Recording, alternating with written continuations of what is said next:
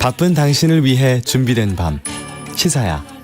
시사평론가 김성환과 함께합니다. 오늘 바이든 미국 대통령이 방한했습니다. 그리고 내일 윤석열 대통령과 한미 정상회담을 가질 예정인데요. 주요국 정상과 첫 회담이자 윤 대통령의 국제 무대 데뷔전이기도 한 이번 회담에서 어떤 의제들이 다뤄질지 김현욱 국립외교원 교수 연결해서 얘기 나눠보겠습니다. 교수님 안녕하십니까? 네, 안녕하세요. 네, 오늘 바이든 대통령이 방한을 했는데요. 한국 대통령의 방미에 앞서 미국 대통령이 먼저 방한한 점, 또 일본보다 한국을 먼저 방한한 것을 두고 이례적이다라고 하는 평가가 나오는데요. 이건 어떤 의미가 있겠습니까? 글쎄 쿼드 정상회의가 일본에서 잡혀 있었기 때문에 임기 시작 후에 한 11일 만에 상당히 빠른 시기에 정상회담이 열리게 됐습니다. 그래서 한국 대통령이 미국을 방문하기 전에 상당히 운이 좋게 정상회담이 빨리 열리게 됐는데 네. 일본보다 한국을 먼저 방문하는 거는 상당히 의미가 있다고 봅니다. 왜냐하면 지금 한국에 대한 미국의 기대가 상당히 높거든요. 네. 그러니까 그동안 미국은 중국 견제와 지역 차원에서의 어떤 동맹 확대를 계속해서 한국에게 요구를 해왔는데 네. 박근혜 정부 때 박근혜 대통령이 중국 베이징 낙로에 올라가면서 중국 경사론이 일기 시작을 했고 네. 또 문재인 정부는 북한 이슈에만 상당히 몰입을 했기 때문에 미국과의 관계나 중국과의 관계는 상당히 등한시를 했거든요. 네. 그래서 이번에 윤석열 정부가 새로이 들어서면서 포괄적 전략 동맹을 실질화하겠다. 그리고 동맹을 강화하겠다, 복원하겠다 이런 얘기를 하기 때문에 아무래도 바이든 정부 입장에서는 한국과 한미 동맹이 새롭게 강화되는 거기에 대한 기대가 있을 수밖에 없고 그것은 결국은 한국을 먼저 방문하게 된 것이 아니냐 이렇게 생각을 합니다. 네. 오늘 방한한 바이든 대통령의 첫 일정 평택 삼성 반도체 공장 방문이었습니다.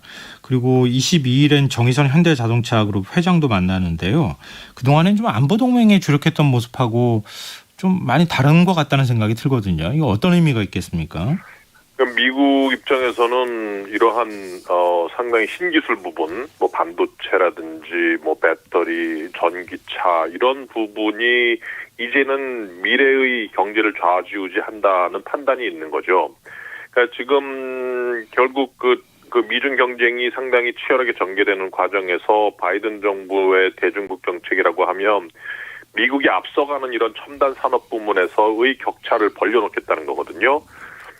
그래서 이제 그걸 위해서 이제 글로벌 공급망을 구축을 하기 시작을 한 것이고, 네. 그런 구축을 하면서 결국 세계적인 기술을 가지고 있는 이러한 미국이 생각하기에 첨단 산업 부문에 세계적인 기술을 가지고 있는 한국 기업들은 미국 입장에서 상당히 소중한 자산이 될 수밖에 없는 거죠. 네. 그래서 이런 기업체들이 미국의 공장을 만들고 그래서 미국 입장에서는 반도체와 배터리와 이런 것들의 공급을 완전히 미국 어떤 생산 기지 내에 두려고 하는 그러한 전략이 있기 때문에 이러한 기술 동맹으로 한미 동맹이 발전하기로 하게 되지 않느냐 이런 생각을 하는 것이죠. 네. 혹시 바이든 대통령이 11월 중간 선거를 의식했다 이렇게 봐도 될까요? 그런 측면도 분명히 있습니다. 왜냐하면 그 백악관에서 나오는 브리핑을 보면 현대자동차가 조지아 사바나의 공장을 짓기로 했고 또 삼성이 텍사스 테일러의 공장을 짓기로 했고 이런 것들이 결국은 미국의 중산층의 경제적인 삶의 질을 높이고 어쨌든 미국을 좀 더 풍요롭게 하기 위함이다라는 문구가 나온단 말이에요. 네. 그리고 미국을 좀 더 혁신시켜야 된다. 너무 인프라 같은 것도 낡았다. 그렇기 때문에 미국 혁신법이 작년에 상원을 통과했고 또 일자리법이 하원을 통과했고 이것을 묶어서 또 통합법으로 상하원 양원에서 통과하기 직전 단계란 말이에요, 지금이. 네. 그래서 이러한 것들을 쭉 보면 바이든 대통령의 이러한 행보는 물론 뭐 중국 견제라든지 아니면 동맹을 강화해서 미국의 패권을 강화하려는 의도도 외교 정책적으로는 있지만 상당 부분 항상 국내 오디언스를 겨냥을 하고 있고 국내 정치적인 측면을 항상 보고 있는 것이 아니냐 이렇게 보여집니다. 이 정상회담 테이블에 어떤 의제가 오를 것이냐 이것도 큰 관심거리 아니겠습니까? 네. 어떤 게 주로 이제 논의가 될까요? 뭐 미국이 원하는 거는 뭐 제가 말씀을 드렸다시피 지역 차원에서의 한미 동맹을 강화하고 네. 기술 동맹으로 발전을 하고 또 작년부터 공들인 글로벌 공급망 구축을 이제는 제도화시킨 소위 IPF라고 하는 네. 인도태평양 경제 프레임워크를 발족을 시키기 전에 이 부분에 대해서 어떤 한국의 가입을 완료짓는 이러한 부분들이 있겠죠. 그래서 지역 전략에 있어서 한국이라는 파트너, 동맹국 그리고 한미동맹을 상당히 공고하게 만드는 게 지금 미국의 입장, 미국이 가장 원하는 것이고 그럼 한국은 무엇을 원할까? 지금 가장 중요한 게 결국은 대북 정책 아닙니까? 네. 그래서 물론 백신을 지급을 해서 뭐 북한과 남북한 간의 관계를 좀 물꼬를 트는 생각도 지금은 생각을 하고 있는데 북한이 받지 않기 때문에 이게 정상회담 아젠다에 들어갈 것 같지는 않고 네. 그러면 결국은 계속해서 북한의 도발에 사후적으로 대응할 수밖에 없었던 뭔가 미진한 미국의 확장 억지력 제공을 새롭게 좀 다듬어야 되지 않겠느냐 하는 논란이 계속 이뤄왔습니다. 그래서 아마도 이번에 정상회담에서 한국 측이 원하는 것 중에 하나가 뭐 여러 가지 또 다른 것들이 들어갈 수가 있어요. 예를 들어서 원전 수출 협력이라든지 아니면 뭐 방산 수출 협력이라든지 이런 것들이 충분히 들어갈 수 있다고 보는데 그럼에도 불구하고 무엇보다도 특히 연평도 포격 사건 이후에도 우리가 보복을 하지 못했고 항상 사후적인 즉 북한의 도발을 사전적으로 막지 못하는 상당히 미진한 현재의 미국의 확장 억지력 제공 상황에 대해서는 뭔가 새로운 조치가 충분히 마련되지 않을까 하는 기대감을 가져봅니다. 교수님 확장 억지력이라고 표현하셨는데 이게 풀어서 얘기하면 해구산 제공하는 거겠죠? 뭐 재래식 전력으로 한국에게 안보를 제공하는 것을 확장 억지력이라고 부르고 네. 그중에서 특히 핵을 사용을 해서 한국의 안보를 미국이 좀 제공을 하는 거는 확장 핵 억지 또는 해구산이라고 부르죠. 그래서 이 확장 억지라는 폭넓은 개념 중에 해구산은 일부분이라고 보시면 됩니다. 근데 해구상을 만약에 제공하기로 한다고 하면 북측을 또 네. 자극하게 되지 않겠습니까? 그러면 북측도 북한이요. 네. 예, 북한도 만약에 그렇게 되면은 핵을 개발하는 지금 전술핵 얘기도 나오는데 개발할 명분을 갖게 되는 거 아닌가요? 그러니까 지금 과연 우리가 북한 비핵화라는 정책을 계속 추진을 해야 되느냐 하는 지금 딜레마에 빠져 있다고 저는 보거든요. 네. 이미 북한은 핵을 가지고 있는 나라예요.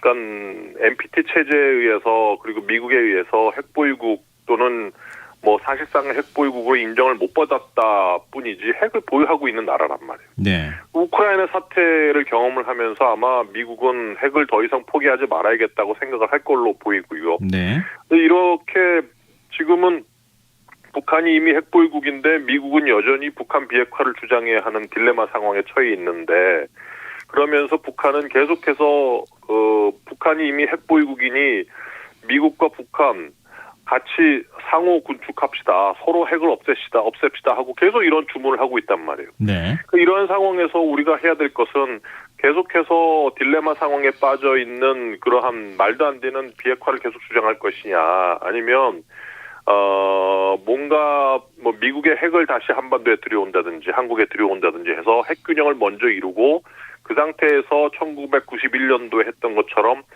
소위 한반도 비핵화 공동선언에 따른 상호 군축을 그때부터 시작을 할 것이냐라는 그런 선택의 기로에 저는 놓여 있다고 생각을 합니다. 그래서 물론 미국이 핵을 안 갖다 주겠죠. 그래서 차선책으로 나오는 게 예를 들어서 나토식 핵 공유 이런 거거든요. 네네.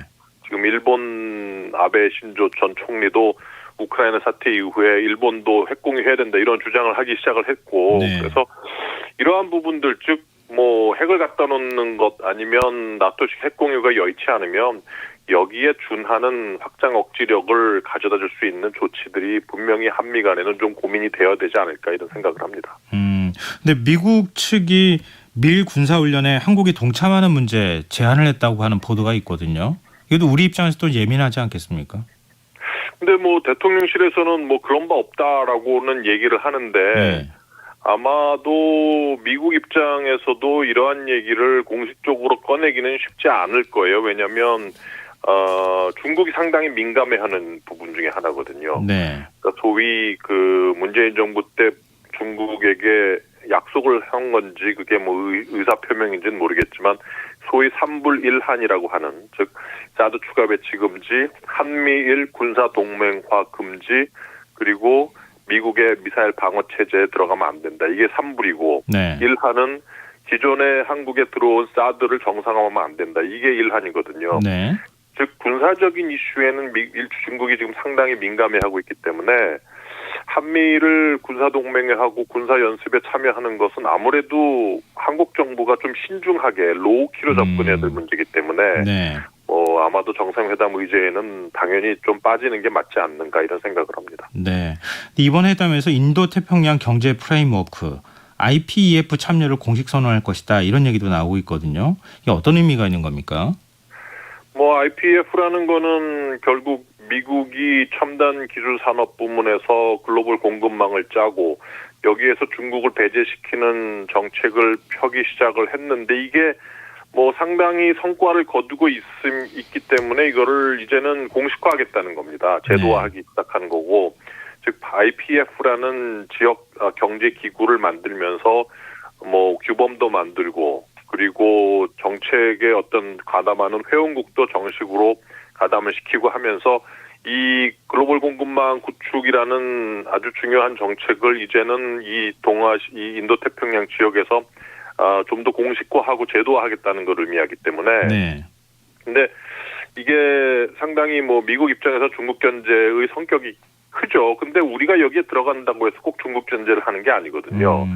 그러니까 미국이 생각하는 글로벌 공급망 구축은 중국을 견제하려고 하는 거지만 네. 우리가 미국의 글로벌 공급망과 동일한 글로벌 공급망을 짤 필요는 없어요. 우리는 우리 나름대로의 이익을 높이는 글로벌 공급망을 짜는 것이고 거기에는 IPF에 가입도 들어갈 수 있고 또 중국과 또 공급망을 만들 수도 있는 거거든요.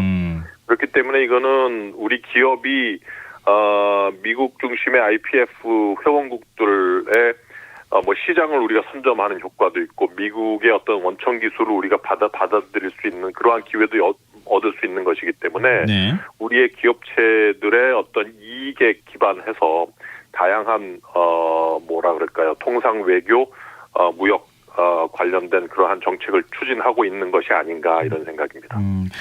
마지막으로요. 내일 정상회담이 끝나고 공동선언문이 발표가 되지 않겠습니까? 좀 이전과 다른 좀 진일보한 내용이 들어갈 수 있을까요? 가장 중요한 거는 역시 그 반도체 같은 그런 첨단 기술 관련된 한미 간의 기술 동맹, 공급망 동맹 이런 것들이 가장 큰 성과로 보여질 걸로 보이고 네. 그 다음에는 제가 아까 말씀드렸던 것처럼 한국 입장에서는 뭔가 지금과는 다른 미국의 확장 억지력 제공이 아마 명분에 들어갈 가능성이 저는 매우 높지 않느냐. 네. 그런 생각을 하고 있고 기타 글로벌 이슈 관련해서도 여러 가지가 있을 수 있겠죠. 우주 협력이라든지 그리고 또 한국 입장에서 뭔가 이익이 될 수 있는 방산 수출 문제, 네. 그리고 원전 수출 관련된 미국과의 협력 문제 이런 것들도 충분히 한국의 이익 측면에서는 들어갈 가능성이 높다고 봅니다. 네, 알겠습니다. 오늘 말씀 여기까지 듣겠습니다. 고맙습니다. 네, 감사합니다. 네, 지금까지 김현욱 국립외교원 교수였습니다. KBS 라디오 김성환의 시사야 1부 순서는 여기서 마무리하고요. 저는 11시 정각 2부에 돌아옵니다.